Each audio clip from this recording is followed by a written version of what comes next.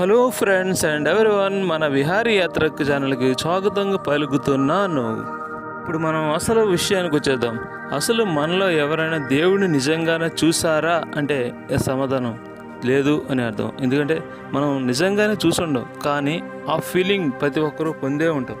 అప్పుడు అలాంటి ఒక మంచి దృశ్యాన్ని, అదే సాక్షాత్ ఆ దేవుడిని మనం ఇప్పుడు దర్శకుదాం పదండి. ఇదిగో ఇక్కడ చూడండి. అసలు దేవుడు అంటే ఎలాగుంటాడంటే ఇదిగో ఇలాగే ఉంటాడు. ఇక్కడే కనిపిస్తున్నాడు కదా ఈ దేవుడు, సాక్షాత్తు శ్రీకృష్ణ పరమాత్ముడు. ఈ దేవుడు అంటే ఎంతో తేజస్సుగా ఉంటాడు, ఎంతో ప్రకాశంగా వెలిగిపోతూ ఉంటాడు. ఆయనే భగవంతుడైన శ్రీకృష్ణ పరమాత్ముడు ఇక్కడ మనం దర్శించుకుంటున్నాము.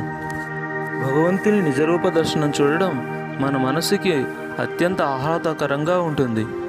ఆ చుట్టూ ఉన్న ప్రకృతి అత్యంత కాంతి రీలుతూ ఉంటుంది. పచ్చగా, చూడచక్కగా, ఎంతో పవిత్రంగా కనిపిస్తూ ఉంటుంది. అదే దేవుడి యొక్క నిజస్వరూపం. చూడండి, ఇక్కడ ఈ చుట్టూ కూడా ఆ భగవంతుని యొక్క నామస్మరణతో ఆ యొక్క తేజస్సు ఎంత వెలిగిపోతుందో ఇక్కడ మనం గమనించవచ్చును.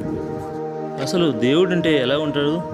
దేవుడు అంటే ఇక్కడ కనిపిస్తున్నాడు కదా, ఇదిగో ఇలాగే ఈ రూపంలో మనకి దేవుడు ఉంటాడు. ఈ దివ్యమైన తేజోరూపమైన ఆ దేవుడు అంటే సాక్షాత్తు ఆ భగవంతుడే శ్రీకృష్ణ పరమాత్ముడు. ఆ దివ్య రూపం దర్శించడానికి ఇక్కడ ఈ ఒక అద్భుతమైన సుందరమైన ఈ దృశ్యాన్ని మనం చూస్తున్నాం. ఈ పూల సంపద ఇదంతా కూడా ఆ దేవుని సృష్టి రూపంలో ఉన్న ఆ దేవుడు మనకి అన్ని విధంలో కూడా, అన్ని రకములు కూడా మనకి కనిపిస్తున్నాడు. భగవంతుడు అత్యంత ప్రకాశవంతంగా ఉంటాడు.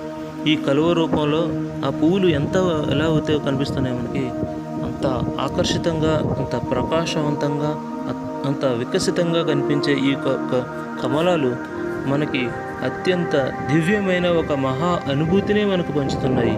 ఈ కమలాల యొక్క ప్రతీకి సాక్షాత్తు ఆ భగవంతుడే ఇక్కడ మనకు కనిపిస్తున్నట్టుగా ఉంది కదూ. ఈ కమలల యొక్క ఈ అందమైన కమలవులు మనకి సాక్షాత్తు ఆ భగవంతుని యొక్క నిజస్వరూపాన్ని ఈ కలువల రూపంలో మనం దర్శించుకోవచ్చు. ఈ పువ్వులు చాలా పవిత్రమైనవి. ఎందుకంటే ఈ మొక్కలు నీటిలో ఉంటాయి కనుక, నీటిలో ఉండి ఈ ఆకుల మీద ఏదన్నా ఒక చిన్న నీటి చుక్కబడినా అది అలాగే ఉంటుంది. అందుకనుక ఇవి ఎంతో పవిత్రమైనవని నమ్ముతారు. ఇక్కడ వీక్షించిన ఈ పుష్పం ఎంతో ప్రకాశవంతంగా, తేజవంతంగా కనిపిస్తుందిగా. ఈ నీరులో కనిపించే ఈ మొక్కలు అంత ప్రశాంతంగా కనిపిస్తున్నాయి.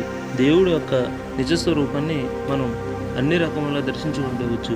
ఈ ఫౌంటైన్ చుట్టూ ఎంతో ఆకర్షితంగా మనకు కనిపిస్తుంది. ఈ కలువలు చాలా ఆకర్షితంగా కనిపిస్తున్నాయి.